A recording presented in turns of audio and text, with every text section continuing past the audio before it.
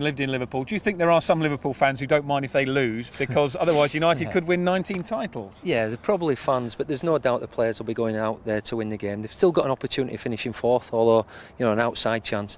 And with the extra time the other night they had, that could tell on them. But there's no doubt the actual players will be going out to win the game. Who's going to win it, Lee? I think Chelsea are still on form. I think they'll win it.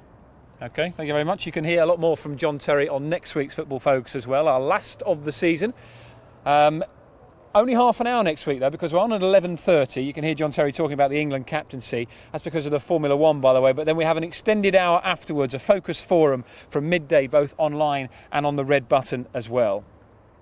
We'll also be hearing from Roy Hodgson on next week's programme. He could be manager of the year by next week. I think that's announced next Friday. Be honest, you two, when did you write Fulham off in their Europa League campaign this season? Well, virtually every game they're going into it. The thing is with them, Roy Hodgson has said, and he's quite right, they haven't been lucky in this competition. Every game they've earned the win, and they've been absolutely magnificent. And that Manager of the Year award's an absolute shoe-in, he is. Yeah, I think obviously with 3-1 down against Juventus, then lost a goal at home, everyone wrote him off. You know, even probably Roy himself. But it's been, as Sir Alex said yesterday, it's been an outstanding achievement. Incredible, remarkable, really, what he's done. But it was very nervy at Craven Cottage on Thursday night, especially when they won a goal down against Hamburg. And the nerves will be jangling at Hillsborough tomorrow, because Sheffield Wednesday have a must-win game against Crystal Palace. If you look at the bottom of the Championship table, you can see it's confirmed there that Palace need only a point to stay, and that would send Wednesday down into League One. Split loyalties then for a man who played for both, as they both play each other this weekend. Mark Bright has been to Selhurst Park this week. So it's all come down to the last day. Crystal Palace have been here before. Chance for Friedman, who scores! And Palace fans go absolutely mad. They've got a lifeline. More than once.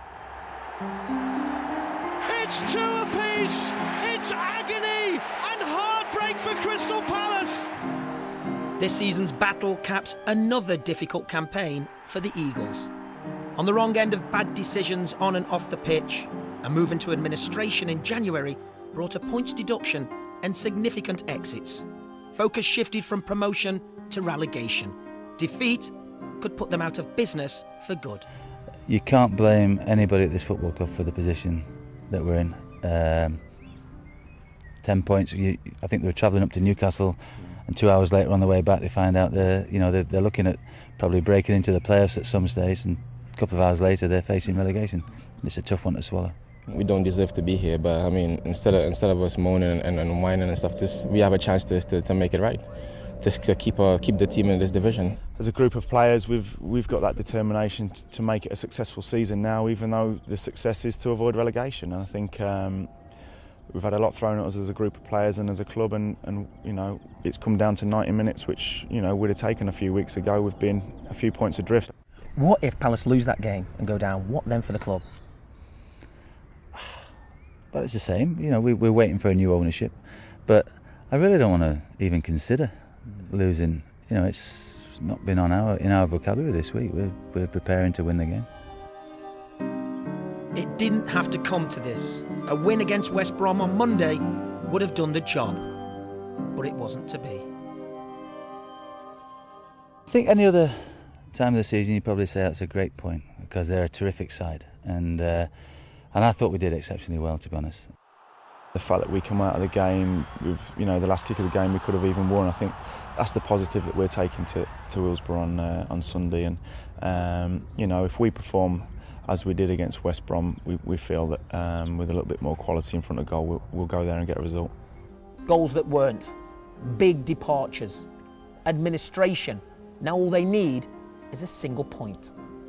You always aim for high, and if worst come to this, we get a draw. So we're definitely going to go for a win, definitely. We're confident away from home that we can go and set our stall out and go and win that game.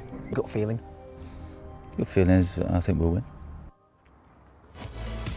So Paul Hart confident of a win. You can see how the drama unfolds live from Hillsborough tomorrow from 12:40 on both BBC One and BBC HD. Also action from the games involving Blackpool and Swansea, who are chasing that final playoff spot. And that game at Hillsborough will take place 50 miles over yonder. And here you can see outside the stadium where we've come how much part of the community Bradford really is, because right in the heart of a residential area, and if we come through here you can see the one surviving part of the stadium that when it was rebuilt, this was here, it never changed. This is the old dressing rooms, and you can see the, well, should we say not so salubrious door that the players come out of in the tunnel. Have a look at that. That's the dressing rooms inside there. You can see why some of these footballing superstars regard Valley Parade as a, shall we say, a unique experience. And Lee Dixon's down here with Stuart once again. And Lee, you came here with some of your big names at Arsenal. Yeah. What did they make of the Bradford experience? Well, I actually came here twice and didn't win at all. So we lost one, drew one, and certainly Thierry Henry, when he ran out into this corner, was his eyebrows went up a little bit, I can tell you that. And we should say, Stuart, that Lee mentioned the game. He didn't mention that you scored in that game. I tried not Arsenal. To. I think we can see it down here. Yeah, I think Lee might have knocked it out to me from right. And it comes touch, good first touch for the change. And you don't go for them, big David Seaman. Easy. Hair still looks the same, mate. Yeah, still using the blonde shampoo. You were captain of Bradford when you came up into the Premier League. Can you bring us any stories or any memories of some of the big names that came here and didn't really expect the welcome? Yeah, I mean, to be honest, we managed to beat Liverpool, Chelsea, but we drew with Spurs here. I scored in the 94th minute. I remember Tim Sherwood going up the tunnel there saying, "Oh, we don't want to be coming here next season, you know, the dressing rooms, you share the toilets and things." But I remember after the game we were walking down the tunnel and David Ginola had come out, and all he was bothered about, they just lost the goal in the 94th minute, is that there's no hairdryers. And that was no plugs and no hairdryers, and the mirror were cracked. But it did give us an advantage without a doubt. He is worth it. Yeah. Well, listen, there's only one game of the Championship season left, but Bradford and all the other teams in both Leagues 1 and League 2 still have 2 games remaining, and plenty of Ivan Gaskell and Jackie Oatley to wrap up for us. We've sent them all over the place this week.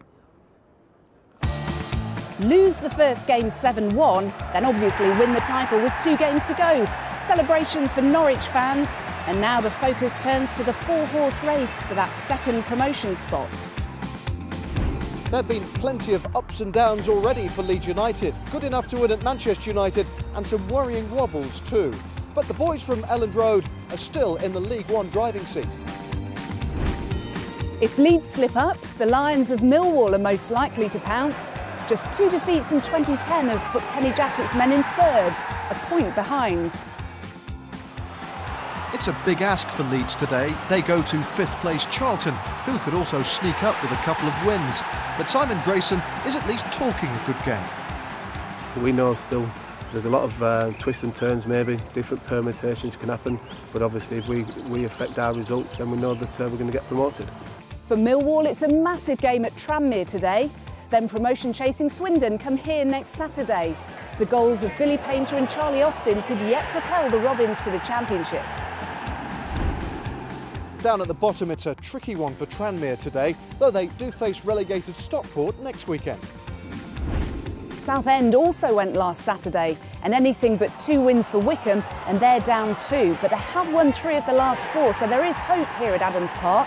And Waddock's Wanderers go to Orient today and face Gillingham here next Saturday. Neither of those teams are safe. For Notts County, new owners, new management, new division.